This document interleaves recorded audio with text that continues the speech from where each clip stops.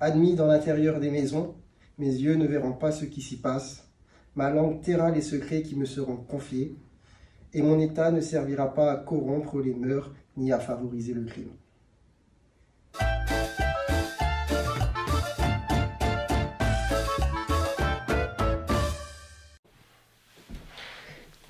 Salut tout le monde! Alors ça fait des années que je me suis imaginé un jour dans cette tenue pour passer ma thèse et aussi pour vous dire à vous qui me suivez depuis déjà un petit bout de temps que ça y est, je suis enfin docteur en médecine!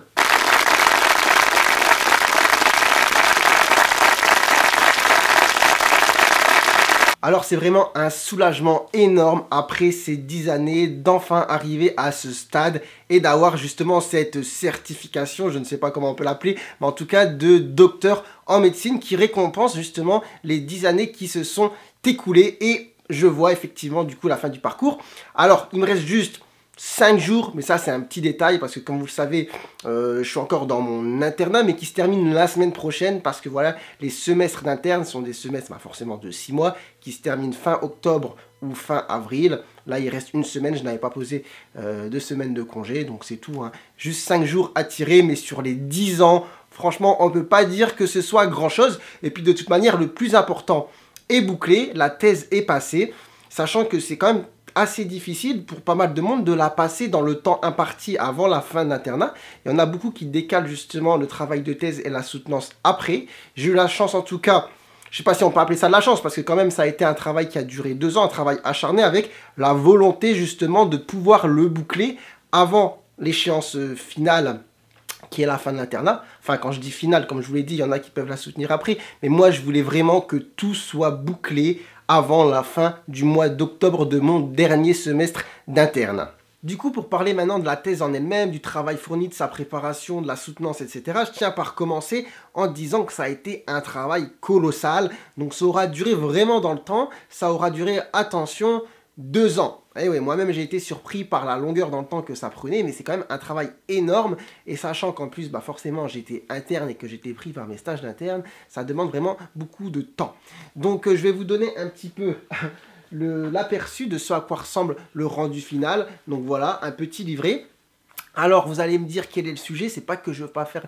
c'est pas que je veux faire le mec mystérieux et pas vous le donner, mais en fait, cette thèse entre dans le cadre d'un projet d'études un petit peu plus large, donc je vous explique pour que vous puissiez comprendre. Donc mon directeur de thèse, qui est médecin généraliste, mais aussi chef de clinique, coordonnait une étude avec 2 autres personnes, une psychologue et une pharmacienne qui est biostatisticienne.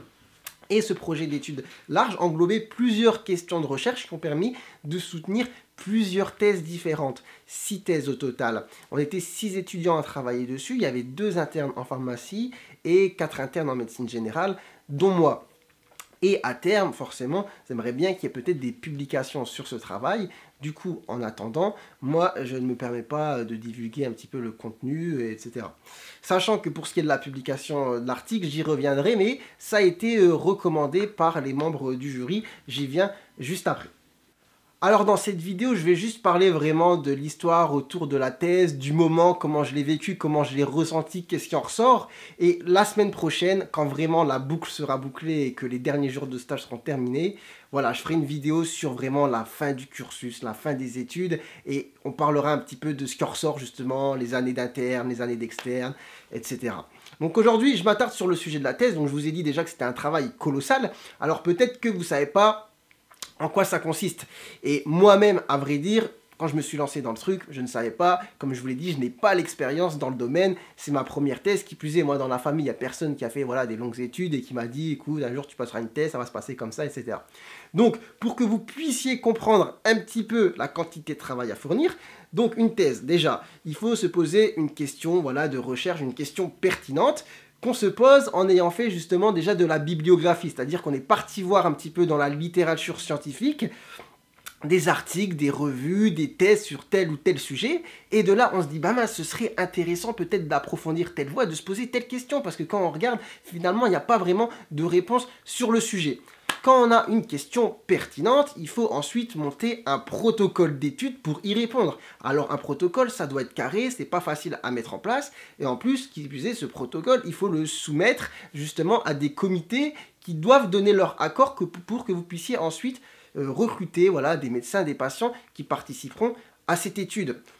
Quand le protocole est mis en place, il faut aussi du coup en même temps faire un questionnaire, en tout cas dans le cadre de cette étude. Après, j'entre pas dans les petites subtilités de chaque type de thèse. Dans la mienne, en tout cas, il y avait un questionnaire à faire. Pareil, il faut pencher sur le questionnaire et qu'il puisse être justement soumis à des personnes. Après, quand vous avez votre protocole, votre question, vos questionnaires, il faut ensuite recruter les personnes qui vont y participer. Donc nous, par exemple, il fallait recruter 50 médecins généralistes sur l'ensemble de la région Nord-Pas-de-Calais. Donc, en tout, si je ne dis pas de bêtises, on a peut-être passé des coups de téléphone à 220 médecins, en essuyant certains refus, en ayant des accords. Et ensuite, une fois qu'on a des accords, il faut aller se déplacer, il faut expliquer aux gens comment ça va se passer, mettre en place l'étude. Nous, on devait déposer des urnes, je bégaye, des urnes, déposer les questionnaires. Et après, voilà, il fallait pas lâcher l'affaire, il fallait rappeler les médecins, dire est-ce que c'est bon, est-ce que ça avance, est-ce qu'on peut venir récupérer les choses. Mais ça demande aussi énormément de temps, d'appels, de déplacements. Une fois que tout ça en gros, est terminé, que le recrutement des médecins, que le recrutement des patients est fait, il faut aller chercher justement tous les questionnaires qui ont été remplis, les récupérer, regarder un petit peu toutes les données et forcément les rentrer dans des grands tableaux Excel selon certains codes, d'accord ? Après, une fois que justement ce recueil des données est fait, il faut les soumettre justement à une statisticienne. Ici, c'était plutôt cool parce que justement, dans les coordonnateurs de l'étude, je vous ai dit, il y avait une pharmacienne biostatisticienne qui s'occupait de tout ça. Elle nous a fait des super statistiques. De là, en découlent des résultats. Vous avez vos résultats. Avec ça, il faut aussi écrire votre thèse. Bah oui, de l'autre côté, on parle d'un manuscrit quand même. Tout ça, il faut l'écrire. Donc, vous mettez vos résultats en forme, vous les discutez en regardant aussi un petit peu dans la littérature médicale, scientifique, qu'est-ce qui ressort, est-ce qu'il y a des résultats qui sont concordants avec ce qu'on retrouve justement dans la littérature. Tout ça, il faut le discuter. Vous écrivez votre manuscrit, mais à côté de ça, il faut aussi s'occuper des démarches un petit peu administratives. Votre thèse, vous allez la soumettre devant un jury. Donc le jury, il faut le composer vous-même. Et en plus, dans ce jury, il faut qu'il y ait au moins 2 personnes qui ont un statut de professeur. Donc il faut trouver des gens qui sont OK justement pour être jury pour votre thèse. Il faut se mettre OK pour que les 4 personnes puissent avoir une date qui concorde pour que vous puissiez soutenir la thèse devant eux. Il faut signer des papiers. Après voilà, la thèse c'est tout un travail d'écriture. Il faut la soumettre à son directeur de thèse. Il vous dit corrige ça. Vous resoumettez, il dit corrige ça à nouveau. Ça prend un temps fou. Après il faut l'imprimer, la faire signer par le président de jury, la déposer à la bibliothèque. C'est un travail colossal et encore, une fois que tout ça est fait, ce n'est pas terminé. Il faut préparer un diaporama qui vous servira de support justement pour le jour J. Alors là, je pense que vous comprenez bien un petit peu la quantité de travail à fournir, le temps que ça demande et vous comprenez peut-être pourquoi ça a duré 2 ans. En tout cas, vient le moment où justement c'est le jour J, il faut soutenir. Et là, c'est vraiment un moment quand même incroyable parce que finalement, sur 10 ans d'études, c'est la première fois où vous passez, entre guillemets, un examen devant vos proches. Donc là, avec les histoires de Covid, c'était un peu compliqué. J'avais pas le droit de remplir la salle, mais j'avais le droit quand même à 10 personnes. Donc j'ai pris quand même le grand cru, mais il y avait en tout cas les plus proches, quoi. Mon père, ma mère, ma sœur. Et là, vous vous dites, je vais passer en gros the examen final devant eux. Et qui plus est, devant un jury. Donc je vous avoue, je suis pas du genre à être stressé, mais là j'avais quand même le cœur qui battait assez vite. Pareil, sans vouloir me la raconter, je suis pas du genre à avoir des problèmes à m'exprimer pour m'exprimer.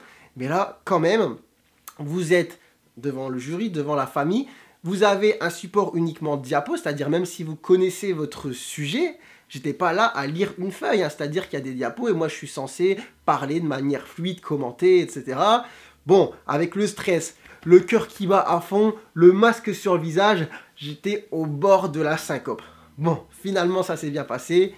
Donc la première partie de la thèse c'est ça, on arrive, on soutient, on expose son travail devant tout le monde. Et après vient le moment où on va s'asseoir devant son jury. Alors là c'est le moment que je redoutais parce que voilà, je sais très bien qu'en général les thèses se passent plutôt bien, qu'on est là pour te dire voilà, tu vas devenir docteur, mais j'ai déjà entendu, j'ai déjà eu des échos sur des thèses où les gens étaient justement devant leur famille et le jury les saquait. Voilà, moi j'avais pas envie de me faire saquer, surtout après 10 ans d'études, devant ma famille. Donc je vous avoue que c'était le moment que j'appréhendais un petit peu le plus.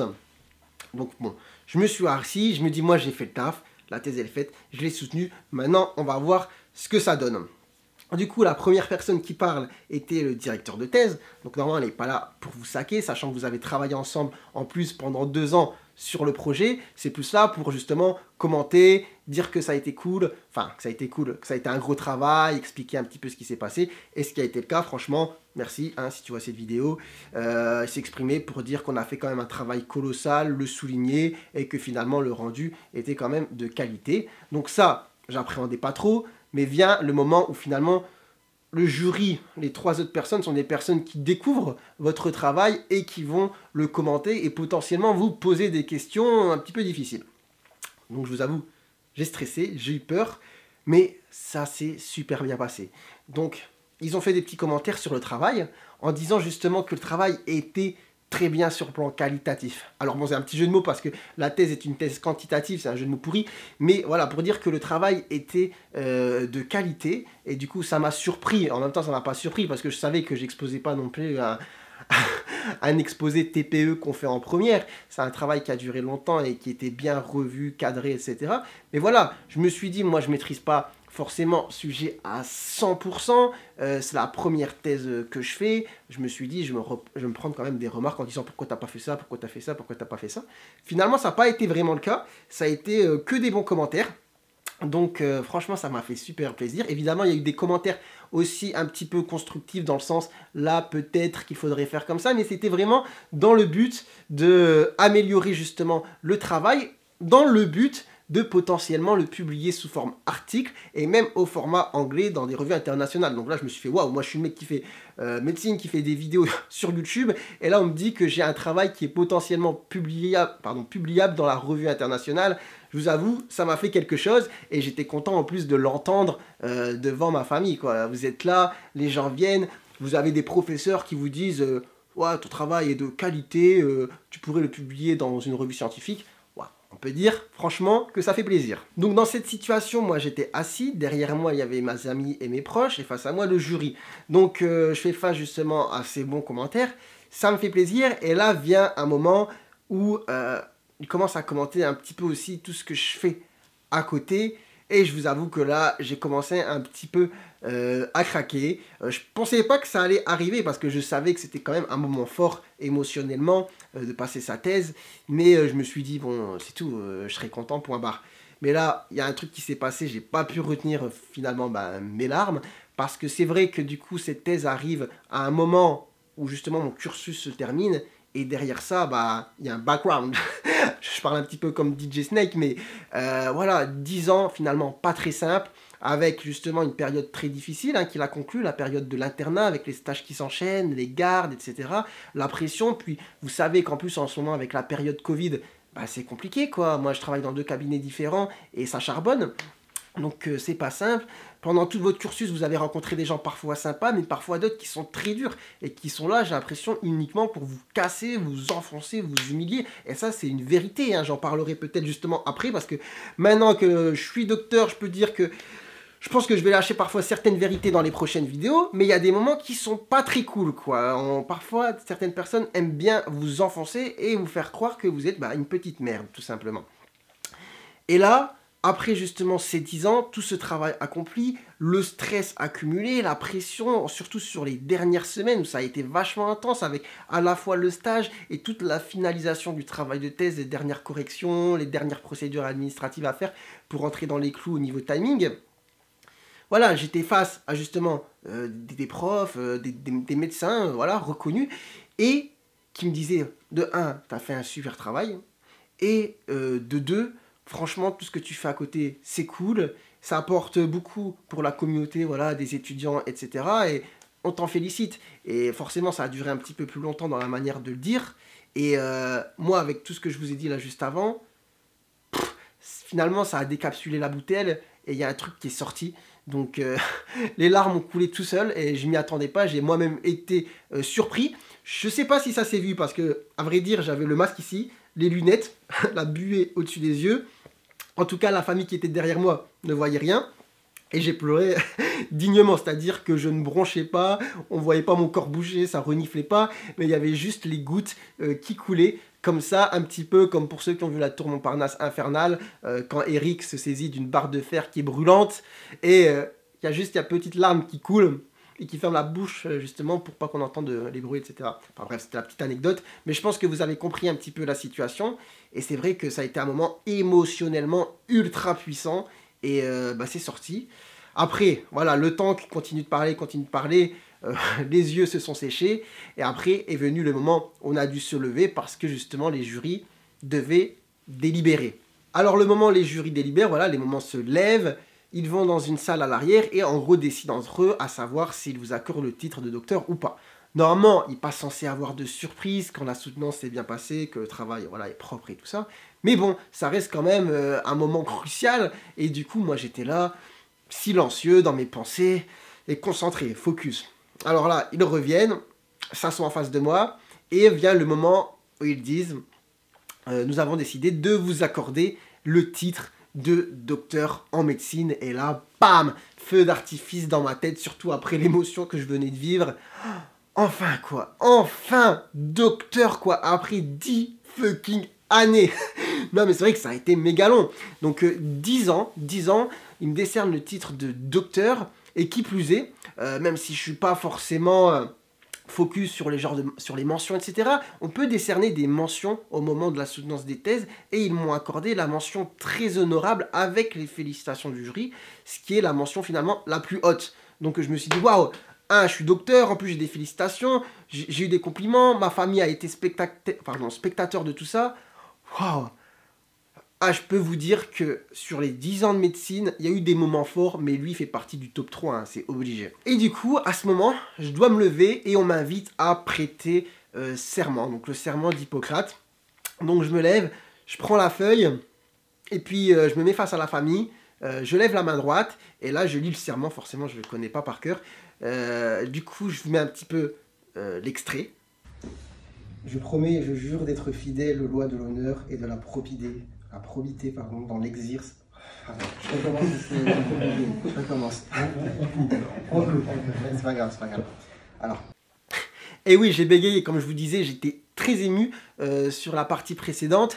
J'avais la voix qui tremblait un petit peu, j'avais du mal à me concentrer. Et la première phrase, j'ai bugué. C'est pas grave, on a recommencé. Je vous mets du coup la séquence en entier. Je promets et je jure d'être fidèle aux lois de l'honneur et de la probité dans l'exercice de la médecine. Je promets et je jure de conformer strictement ma conduite professionnelle aux principes traditionnels.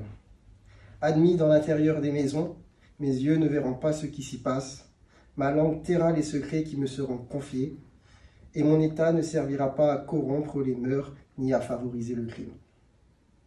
Je garderai le respect absolu de la vie humaine.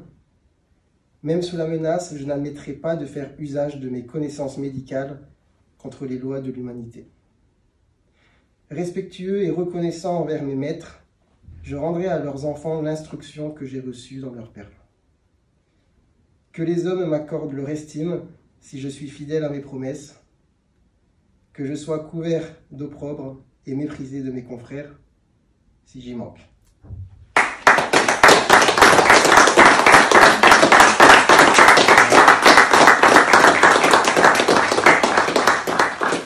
Merci. Et là, je me rends compte, quand je finis de prêter serment, que ça y est, c'est fini, que ça a été très symbolique, mais je suis quand même assez attaché à la symbolique. Je vois un petit peu des gens qui ragent sur Internet, sur Twitter, en disant, par exemple, la toge, etc., c'est des chichis. Bah, écoutez, c'est des chichis peut-être pour vous, mais il y a certaines personnes qui sont attachées à ce que ça peut représenter. Et pour moi, finalement, tout ça, c'est un symbole, quoi. C'est dire que j'ai travaillé 10 ans très difficiles. J'ai accompli quand même un travail costaud avec cette histoire de thèse durant l'internat, sachant que je dis il y a certaines personnes qui bouclent tout ça après. Moi, je voulais vraiment que tout soit terminé avant. Et là, devant la famille, parce que voilà, il faut savoir aussi, ça dépend aussi du contexte culturel, familial. Quand, comme je le disais, moi, je suis issu d'une famille où finalement, il n'y a personne qui a fait des longues études, que je suis le premier médecin, quand je suis face à ma mère en toge avec mon chapeau à prêter serment, pour moi c'est hyper important. Donc ça a été vraiment un moment très très fort. Donc juste pour prouver quand même que c'est pas du fake, on me remet ensuite ça.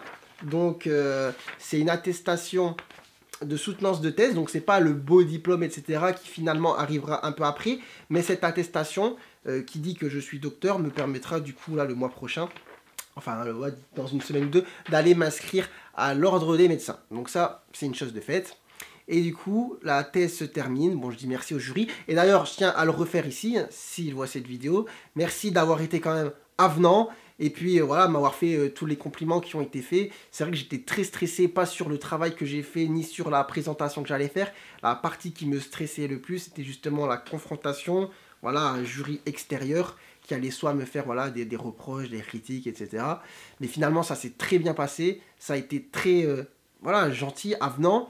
Et ça m'a beaucoup ému et ça m'a fait plaisir que ces personnes disent ces mots devant ma famille. Parce que ça m'a fait plus plaisir pour, par exemple pour ma mère que pour moi. Moi j'étais content de voir justement ma mère derrière moi qui entend ça de la part justement de professeurs, de médecins.